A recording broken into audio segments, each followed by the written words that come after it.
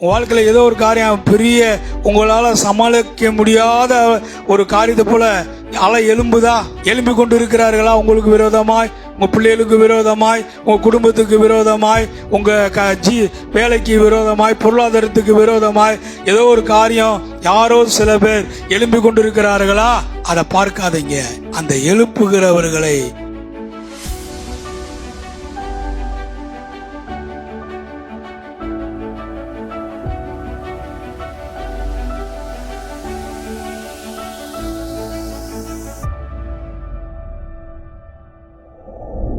பேதுரு என்ன பண்றான்?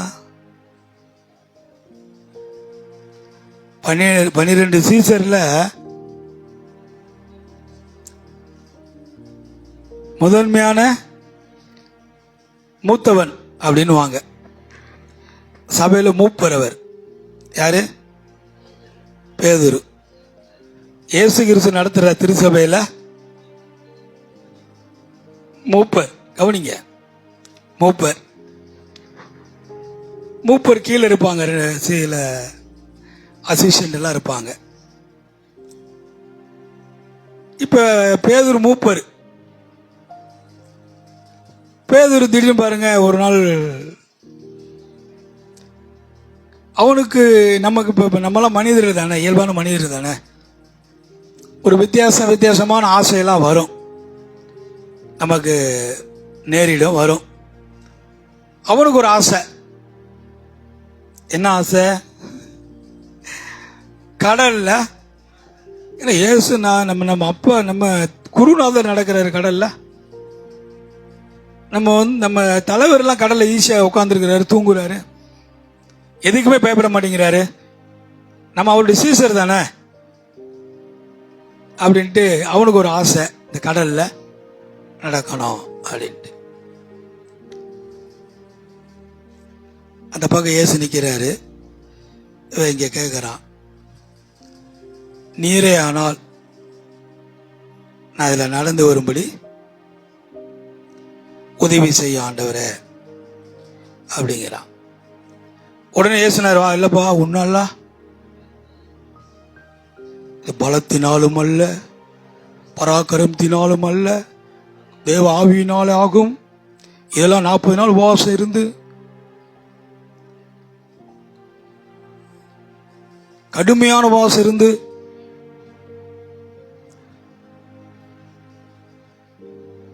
அப்படிப்பட்ட ஆளே கூட கஷ்டம். நான்லாம் 40 நாள் உபவாசம் இருந்துட்டு வந்திருக்கிறேன். நான் யாரும் தெரியுமா? தேவகுமாரன். நம்ம ஏசப்பாடு இருக்கிற ஒரு ஸ்பெஷல் என்ன கேட்டீங்கன்னா, என்னை விசுவாசிக்கிறவன் நான் செய்ததை காட்டிலும் பெரிய காரியங்களாம் செய்வான். நான் தான் இல்லை, என்னை விசுவாசிக்கிறவனே. ஹலோ, நம்ம இப்படிப்பட்ட ஆண்டவர் ஆராதிக்கிறோம் பாருங்க. ஒரு செத்து போன ஆண்டவர் ஆராதிக்கல. அவர் சொல்றாரு, என்னை விசுவாசிக்கிறவன் நான் செய்த காரியங்களை காட்டிலும்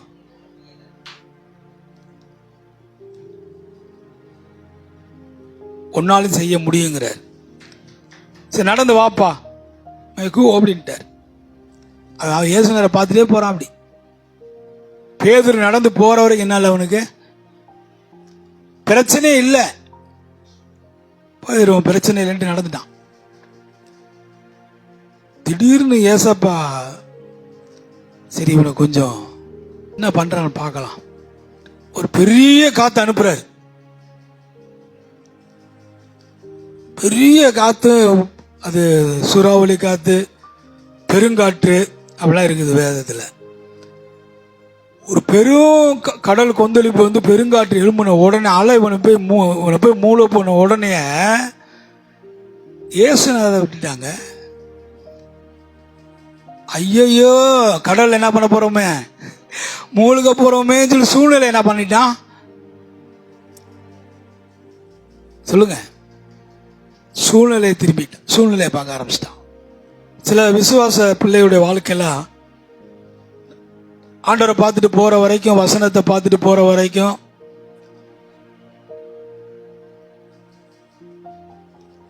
அவரே நம்பி போற வரைக்கும், போறப்ப எத்தனை பிரச்சனைகள் வந்தாலும், போராட்டங்கள் வந்தாலும், போற வழியில எத்தனை சோதனைகள் நேர்ந்தாலும், கல்லு குத்துனாலும், முள்ளு குத்துனாலும், ஓட்டப்பந்தயத்தில் ஓடுறது போல தொடர்ந்து லக்கை நோக்கி, எனக்கு வைக்கப்பட்டிருக்கிற அந்த லக்கை நோக்கி அதை பெரும்படி நான் ஓடுவேன்னு சொல்லி அப்படியே ஓடிக்கொண்டே இருக்கிற பொழுது முடிவில் அங்கீகாரம் பெற்றுவான், முடிவில் அவன் வெற்றி பெற்றுவான், முடிவில் வாழ்க்கை அருமையாக இருக்கும். ஒரு ஒளிமயமான எதிர்காலமாக வாழ்க்கையை கர்த்தர் வச்சிருப்பார். நான் சொல்லுகிறேன், பரிசுத்த ஆவியானவர் சொல்லுகிறார், சூழ்நிலைகளை மாற்றுகிறவர் இயேசு.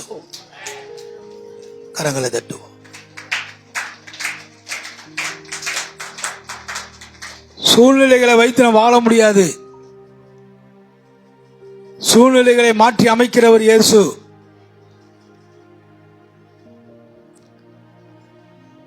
நான் சூழ்நிலையை பார்க்கும்படி அல்ல, ஆண்டவரை பார்க்கணும். ஆண்டவர் பார்த்துக்கிறார் சூழ்நிலைகளை. ஏன்னா அவர் சர்வ வல்லமுள்ள எல்ஷடாயின் தேவன். சொல்லுங்க, எல்ஷடாயின் தேவன். அவர் சர்வ வல்லமுள்ள தேவன். என் காரியம் அவருக்கு லேசு. சொல்லுங்க, என் காரியம் அவருக்கு லேசு. என் தேவை அவருக்கு லேசு. என்னுடைய குறைவு அவருக்கு லேசான காரியம்.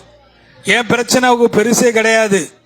இந்த பெருங்காற்றை காட்டிலும் இயேசு பெரியவர்.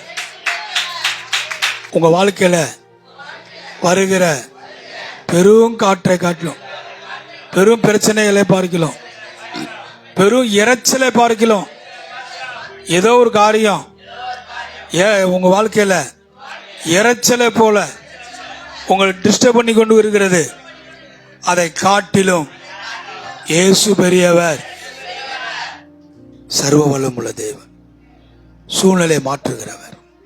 சொல்லுங்க, சூழ்நிலையை மாற்றுகிறவர். சூழ்நிலை பார்க்கவே மாட்டேன். பக்கத்து பார்த்து சூழ்நிலைய பார்க்காதீங்க, இறைச்சலை பார்க்காதீங்க. ஏதோ ஒரு காரியம் உங்க வாழ்க்கையில இறையுதா, இறைச்சலை போல தோணுதா, உங்க வாழ்க்கையில ஏதோ ஒரு காரியம் பெரிய உங்களால சமாளிக்க முடியாத ஒரு காரியத்தை போல அலை எழும்புதா, எழும்பி கொண்டு இருக்கிறார்களா? உங்களுக்கு விரோதமாய், உங்க பிள்ளைகளுக்கு விரோதமாய், உங்க குடும்பத்துக்கு விரோதமாய், உங்க வேலைக்கு விரோதமாய், பொருளாதாரத்துக்கு விரோதமாய் ஏதோ ஒரு காரியம் யாரோ சில பேர் எழும்பி கொண்டு இருக்கிறார்களா? அதை பார்க்காதீங்க. அந்த எழுப்புகிறவர்களை மடங்கடிக்க பண்ணுகிற இயேசு பெரியவராக பாருங்கள். கரங்களை தட்டுவோம்.